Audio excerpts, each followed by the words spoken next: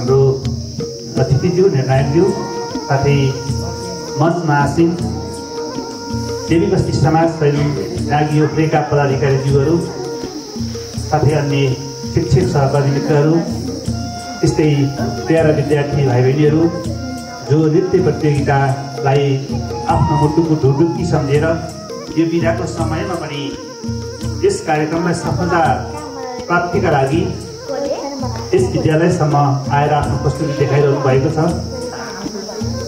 त्यस्तै हाम्रो यो सैलुङ साथमा रहेको कालिका माध्यमिक विद्यालय साँच्चै सैलुङको त्यति विकट त होइन, तथापि दृष्टिका हिसाबले पालिकाले दिनुपर्ने जुन दृष्टि हो त्यो दृष्टिमा पनि अलि पछाडि नै परेको छ र यो हाम्रो पछाडि परेको विद्यालय अथवा कृपा दृष्टिबाट अलिक विमुख भएको विद्यालय विकट नरहेको ठाउँसम्म आइदिनु भएको छ। विद्यालयको तर्फबाट यहाँलाई म हार्दिक स्वागत गर्न चाहन्छु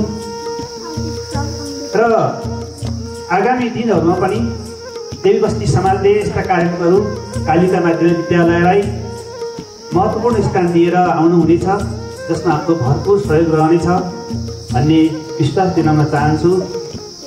त्यस्तै नजिकै आइरहेको विभिन्न चाडपर्वहरू छन्।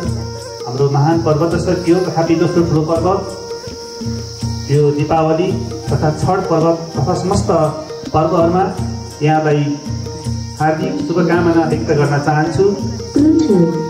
कार्यक्रम नृत्य प्रतियोगिता यो आफैमा अत्यन्तै लोकप्रिय छ। यो अन्तर्राष्ट्रिय भाषा पनि हो, ताकि हामी आफ्नो भाषा जो बुझाउन नसकेको व्यक्तित्वलाई पनि यो हाउभाउद्वारा इसाराद्वारा हामी आफ्नो मनका भावनाहरू व्यक्त गर्न सक्छौँ नृत्य प्रतियोगिताबाट। त्यसैले यो अत्यन्तै लोकप्रिय छ।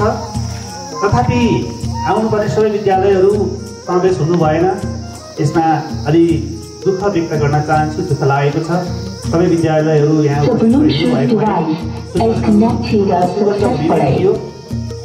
तथापि केही भएन। हामी कार्यक्रमहरूलाई हामीले सधैँ साथ सहयोग दिइरहनेछौँ। हाम्रो आफ्नो क्षमता होइन, हाम्रो विवेकले भ्याएसम्म हामीले सहयोग गरेरै छौँ। र मैले अघि पनि व्यक्त गरेँ होइन, यहाँ देवी बस्ती समाजले गर्ने कार्यक्रमहरूमा हाम्रो पूर्ण सहयोग र समर्थन रहनेछ र यहाँले पनि यस विद्यालयलाई प्राथमिकता दिनुहुनेछ भन्ने आशा र विश्वास लिएको छु। र सहभागी विद्यार्थी भाइ बहिनीहरू जो हाम्रो तर्फबाट अघि नै हाम्रो निर्णायकज्यूले भनिसक्नु भएको छ, हामी 3 जना प्रतिस्पर्धाबाट छनौट हुनेछौँ र छनौट भएका भाइ बहिनीहरू जसले आगामी 5 गते हुने कार्यक्रमका लागि त्यहाँ पनि आफ्नो विजयको सुरुवात गर्नुपर्नेछ र आफ्नो नाम र कालिकाको नामलाई एउटा इतिहासको पन्नामा होइन एउटा सुरक्षित राख्न सफल हुनेछ भाइ बहिनीहरू भन्ने मैले विश्वास लिएको छु।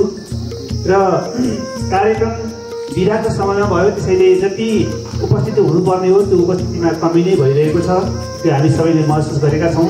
हो, देशको विषम परिस्थिति होइन, त्यस्तै खालको परिस्थितिको सृजना भयो र हामीले तोकेको समयमा कार्यक्रम सम्पन्न गर्न सकेनौँ। त्यसले पनि यसलाई असर गरेको हुनसक्छ, तथापि केही भएन।